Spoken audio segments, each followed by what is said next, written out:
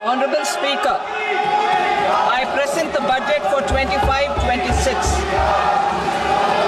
This budget continues our government's efforts to A. Accelerate growth, B. Secure inclusive development, C. Invigorate private sector investments, D.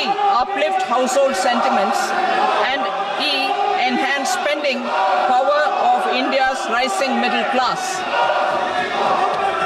Together, we embark on a journey to unlock our nation's tremendous potential for greater prosperity and global positioning under the leadership of Honorable Prime Minister Shri Narendra Modi. As we complete the first quarter of the 21st century, continuing geopolitical headwinds suggest lower global economic growth over the medium term. However, our aspiration for a Vikasit Bharat inspires us, and the transformative work we have done during our government's first 2 terms guides us to march forward resolutely. Our economy is the fastest growing among all major economies. Our development track record for the past 10 years and structural reforms have drawn global attention. Confidence in India's capability and potential has only grown in this period.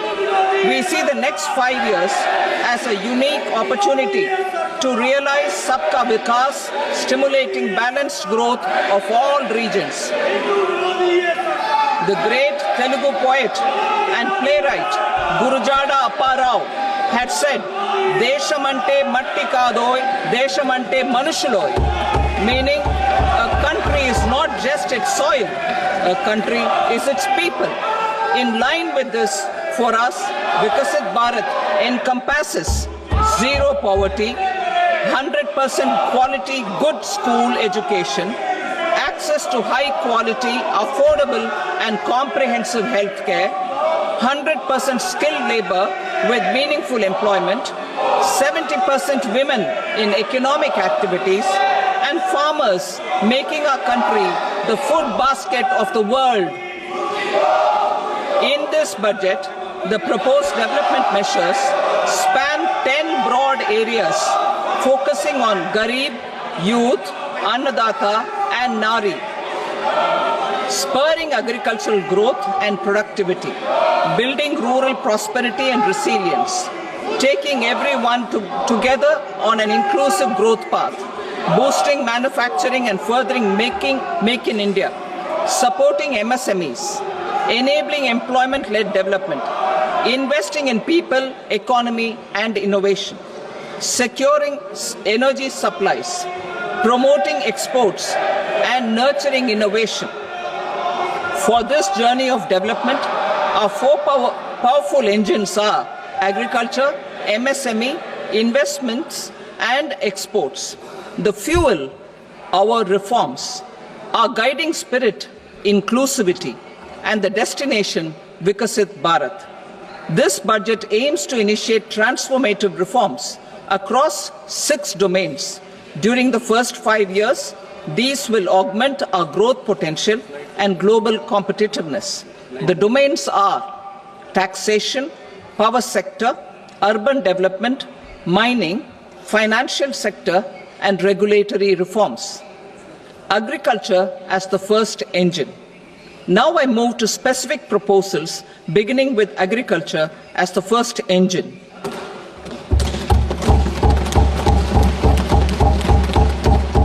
Prime Minister Dhan Dhanya Krishi Yojana, developing agri-districts program. Motivated by the success of the aspirational district program, our government will undertake a Prime Minister Dhan Dhanya Krishi Yojana in partnership with states. Through the convergence of existing schemes and specialized measures, the program will cover 100 districts with low productivity, moderate crop intensity, and below average credit parameters. It aims to 1. Enhance agricultural productivity, 2. Adopt crop diversification and sustainable agricultural practices, 3. Augment post-harvest storage at the panchayat and block level. 4. Improve irrigation facilities. And 5. Facilitate availability of long-term and short-term credit. This program is likely to help 1.7 crore farmers. Building rural prosperity and resilience. A comprehensive multi-sectoral rural prosperity and resilience program will be launched in partnership with the states. This will address underemployment in agriculture through skilling, investment, technology, and invigorating the rural economy. The goal is to generate ample opportunities in rural areas so that migration is an option but not a necessity. The program will focus on rural women, young farmers, rural youth, marginal and small farmers, and landless families. The details are in Annexure A. Domestic best practices will be incorporated, and appropriate technical and financial assistance will be sought from multilateral development banks. In Phase 1, 100 developing agri-districts will be covered. Atmanirbharta in pulses. Our government is implementing the National Mission for Edible Oil Seed for achieving Atmanirbharta in edible oils. Our farmers have the capability to grow enough for our needs and more. 10 years ago, we made concerted efforts and succeeded in achieving near self-sufficiency in pulses. Farmers responded to the need by increasing the cultivated area by 50%, and government arranged for procurement and remunerative prices. Since then, with rising incomes and better affordability, our consumption of pulses has increased significantly. Our government will now launch a 6-year mission for Atmanirbharta in pulses with a special focus on tur, urad and masoor. Details are in Annexure B. Central agencies such as NAFED and NCCF will be ready to procure these 3 pulses as much as offered during the next 4 years from farmers who register with these agencies and enter into agreements. Comprehensive program for vegetables and fruits. It is encouraging that our people are increasingly becoming aware of their nutritional needs. It is a sign of a society becoming healthier. With rising income levels, the consumption of vegetables, fruits, and Shri Anna is increasing significantly. A comprehensive program to promote production, efficient supplies, processing, and remunerative prices for farmers will be launched in partnership with the states. Appropriate institutional mechanisms for implementation and participation of farmer producer organizations and cooperatives will be set up. Makhana board in Bihar. For this, there is a special opportunity for the people of Bihar. A Makhana board will be established in the state to improve production, processing, value addition, and marketing of Makhana. The people engaged in these activities will be organized into FPOs. The board will provide hand-holding and training support to Makhana farmers and will also work to ensure they receive the benefits of all relevant government schemes. A national mission on high-yielding seeds will be launched, aimed at 1. Strengthening research ecosystem, 2. Targeted development and propagation of seeds with high yield, pest resistance, and climate resilience, and 3. Commercial availability of more than 100 seed varieties released since July 2024. India ranks second largest globally in fish production and aquaculture. Seafood exports are valued at 60,000 crore rupees. To unlock the untapped potential of the marine sector, our government will bring in an enabling framework for sustainable harnessing of fisheries from Indian exclusive economic zone and high seas, with a special focus on the Andaman and Nicobar and Lakshadweep Islands.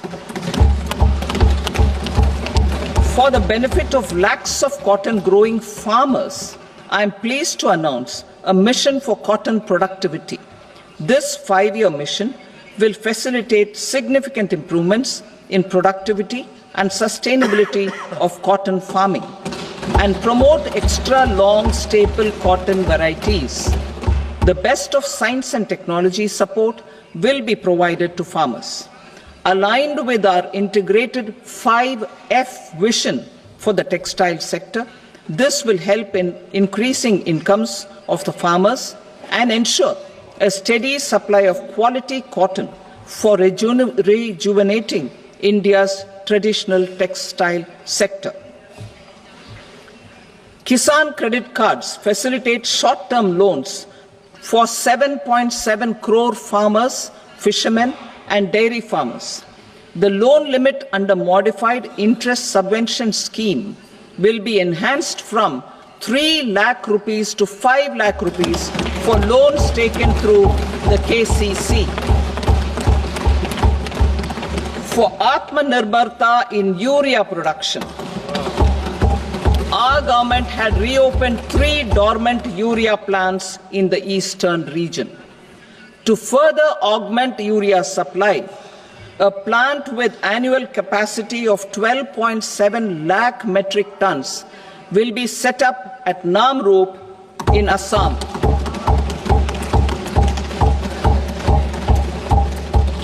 India Post, with 1.5 lakh rural post offices, complemented by the India Post Payment Bank and a vast network of 2.4 lakh dark sevaks, will be repositioned to act as a catalyst for the rural economy. Details are at Annexure C. India Post will also be transformed as a large public logistics organization. This will meet the rising needs of Vishwakarmas, new entrepreneurs, women, self-help groups, MSMEs, and the large business organizations. Our government will provide support to NCDC for its lending operations for the cooperative sector. MSMEs as the second engine. Now I move to MSMEs as the second engine, which encompasses manufacturing and services with a focus on MSMEs numbering 5.7 crores. Currently, over 1 crore registered MSMEs, employing 7.5 crore people and generating 36% of our manufacturing, have come together to position India as a global manufacturing hub. With their quality products, these MSMEs are responsible for 45% of our exports. To help them achieve higher efficiencies of scale, technological upgradation, and better access to capital, the investment and turnover limits for classification of all MSMEs will be enhanced to 2.5 and 2 times respectively. This will give them the confidence to grow and generate employment for our youth. The details are given in Annexure D. To improve access to credit, the credit guarantee cover will be enhanced. First, for micro and small enterprises from 5 crore to 10 crore rupees, leading to additional credit of 1.5 lakh crores in the next 5 years. Second, for startups from 10 crore rupees to 20 crore rupees, with the guarantee fee being moderated to 1% for loans in 27 focus sectors which are important for Atmanirbhar Bharat. And for well-run exporter MSMEs, for term loans up to 20 crore rupees. Also for the micro enterprises, we will introduce customized credit cards with a 5 lakh rupee limit for micro enterprises registered on Udyam portal. In the first year, 10 lakh such cards will be issued. Fund of funds for startups. The alternate investment fund, AIFs, for startups have received commitments of more than 91,000 crores rupees. These are supported by the fund of funds set up with the Government of India's contribution of 10,000 crore rupees. Now, a new fund of funds with expanded scope and a fresh contribution of another 10,000 crore rupees will be set up. A new scheme will be launched for 5 lakh women, scheduled castes and scheduled tribes, first-time entrepreneurs. This will provide term loans up to 2 crore rupees during the next 5 years. The scheme will incorporate lessons from the successful Stand Up India scheme. Online capacity building for entrepreneurship and managerial skills will also be organized. Measures for labor-intensive sectors. To promote employment and entrepreneurship opportunities in labor-intensive sectors, our government will undertake specific policy and facilitation measures. To enhance the productivity, quality, and competitiveness of India's footwear and leather sector, a focused product scheme will be implemented. The scheme will support design capacity, component manufacturing, and machinery required for production of non-leather quality footwear, besides the support for leather footwear and products. The scheme is expected to facilitate employment for 22 lakh persons, generate over 4 lakh crore rupees, and exports of over 1.1 lakh crore rupees. Measures for the toys sector.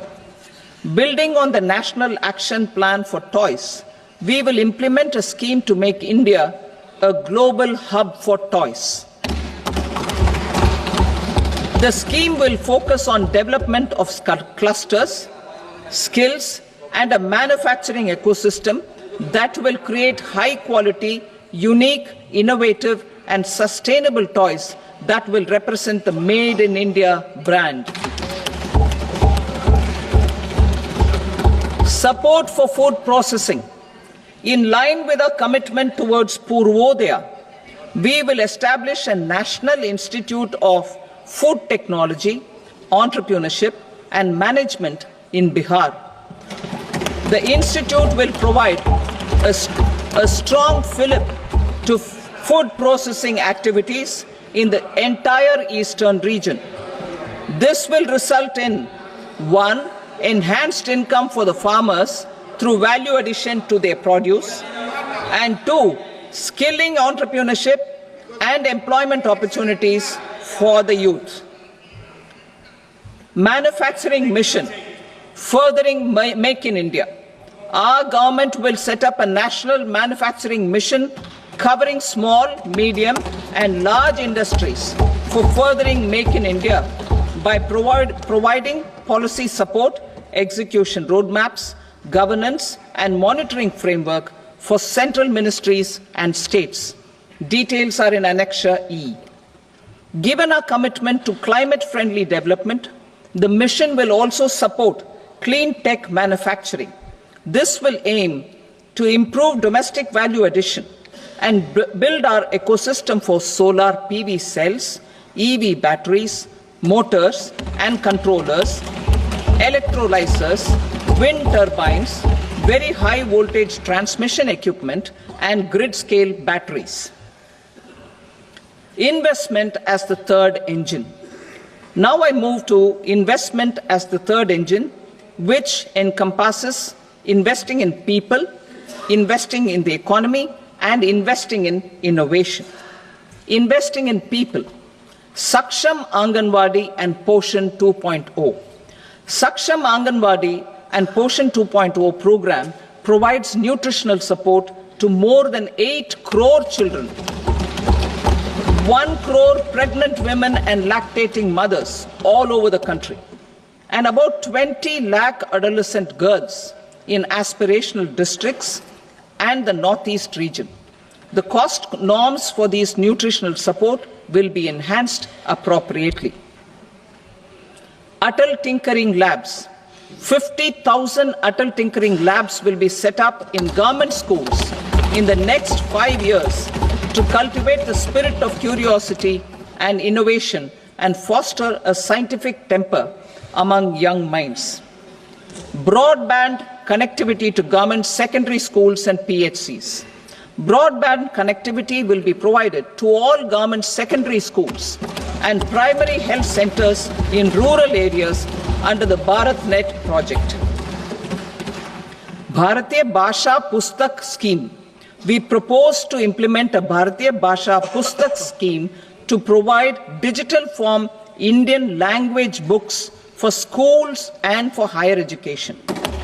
This aims to help students understand their subjects better and in their language. National Centers of Excellence for Skilling. Building on the initiative announced in the July 24 budget, 5 national centers of excellence for skilling will be set up with global expertise and partnerships to equip our youth with the skills required for Make for India, Make for the World manufacturing. The partnership will cover curriculum design, training of trainers, and a skills certification framework and periodic reviews. Expansion of capacity in IITs. Total number of students in 23 IITs has increased 100% from 65,000 to 1.35 lakh in the past 10 years.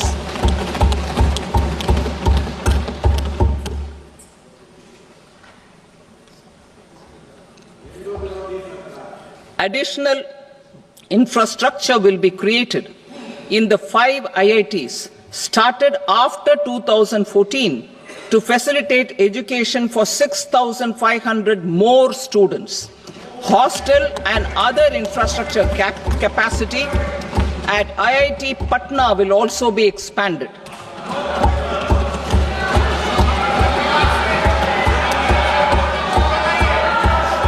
Center of Excellence.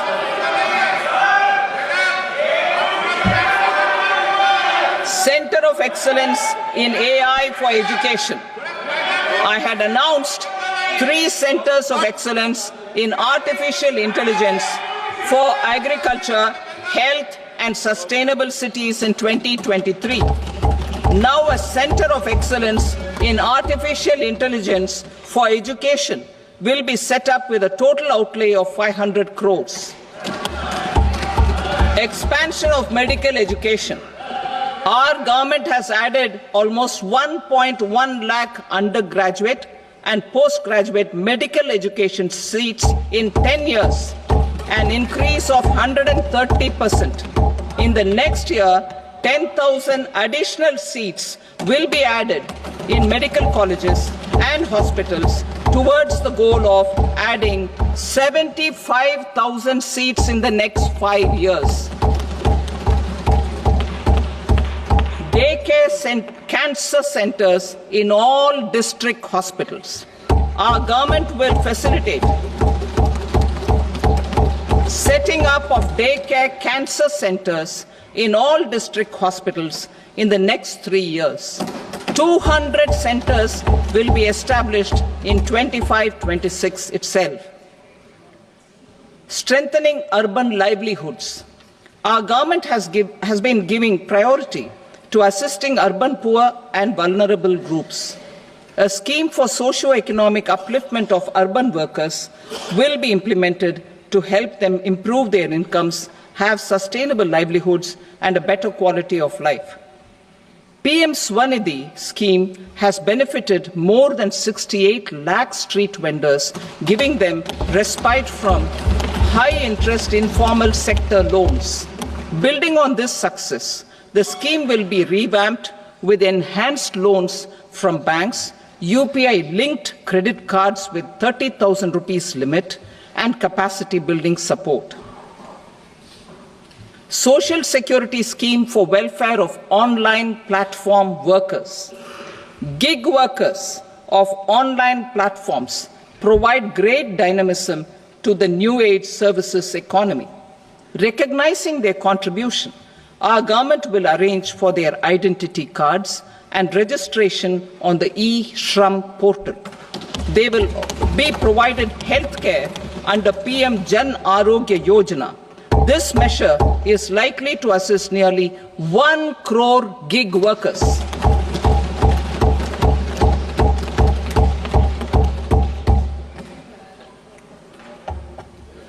Investing in the economy. Public-private partnership in infrastructure. Each infrastructure-related ministry will come up with a 3-year pipeline of projects that can be implemented in PPP mode. States will also be encouraged to do so and can seek support from the India Infrastructure Project Development Fund, which is a scheme to prepare PPP proposals. Support to states for infrastructure. An outlay of 1.5 lakh crore is proposed for the 50-year interest-free loans to states for capital expenditure and incentives for reforms. Building on the success of the first asset monetization plan announced in 2021, the second plan for 2025 to 30 will be launched to plow back capital of 10 lakh crore in new projects. Regulatory and fiscal measures will be fine-tuned to support the plan. Jal Jeevan Mission. Since 2019, 15 crore households representing 80% of India's rural population have been provided access to portable tap water connections. To achieve 100% coverage, I am pleased to announce the extension of this mission until 2028 with an enhanced total outlay. The mission's focus will be on the quality of infrastructure and O&M of rural piped water supply schemes through Jan Bhagidari. A separate MOU or separate MOUs will be signed with the states and union territories to ensure sustainability and citizen-centric water services delivery. Urban sector reforms. Building on the July budget proposals, urban sector reforms related to governance, municipal services, urban land and planning will be incentivized. Urban Challenge Fund. The government will set up an urban challenge fund of 1 lakh crore rupees to implement the proposals for cities as growth hubs, creative redevelopment of cities, and for water and sanitation purposes announced in the July budget. This fund will finance up to 25% of the cost of bankable projects, with a stipulation that at least 50% of the cost is funded from bonds, bank loans, and PPPs. An allocation of 10,000 crore is proposed in 2025-26. Power sector reforms. We will incentivize electricity distribution reforms and augmentation of intra-state transmission capacity by states. This will improve financial health and capacity of electricity companies.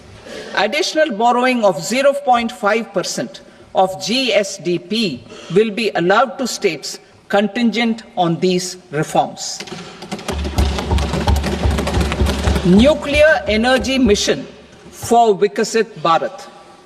Development of at least 100 gigawatt of nuclear energy by 2047 is essential for our energy transition efforts. For an active partnership with the private sector towards this goal, amendments to the Atomic Energy Act and the Civil Liability for Nuclear Damage Act will be taken up. A nuclear energy mission for research and development of small modular reactors with an outlay of 20,000 crore will be set up. At least 5 indigenously developed small modular reactors will be operationalized by 2033. Shipbuilding. The shipbuilding financial assistance policy will be revamped to address cost disadvantages. This will also include credit notes for shipbreaking in Indian yards to promote the circular economy. Large ships above a specified size will be included in the infrastructure harmonized master list. Shipbuilding clusters will be facilitated to increase the range, categories, and capacity of ships. This will include additional infrastructure, facilities, skilling, and technology to develop the entire ecosystem. Maritime Development Fund. For long-term financing for the maritime industry, a Maritime Development Fund with a corpus of 25,000 crore rupees will be set up. This will be for distributed support and promoting competition. This will have up to 49% contribution by the government, and the balance will be mobilized from ports and from private sector. UDAN regional connectivity schemes. UDAN has enabled 1.5 crore middle-class people to meet their aspirations for speedier travel. The scheme has connected 88 ports, airports, and operationalized 619 routes. Inspired by that success, a modified UDAN scheme will be launched to enhance regional connectivity to 120 new destinations and carry 4 crore passengers in the next 10 years. 4 crore additional passengers in the next 10 years. The scheme will also support helipads and smaller airports in hilly, aspirational, and northeast regional districts. Greenfield airports will be facilitated in Bihar to meet the future needs of the state. These will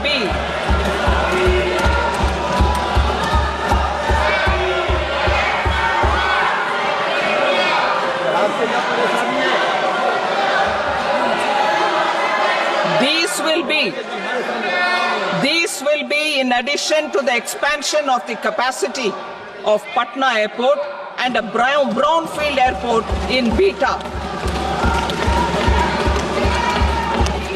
Western Kosi Canal project in Mithilanchal. Financial support will be provided for the Western Kosi Canal ERM project, benefiting a large number of farmers cultivating over 50,000 hectares of land in the Mithilanchal region of Bihar. Mining sector reforms. Mining sector reforms, including those for minor minerals, will be encouraged through sharing of best practices and institutions of a state mining index. A policy for recovery of critical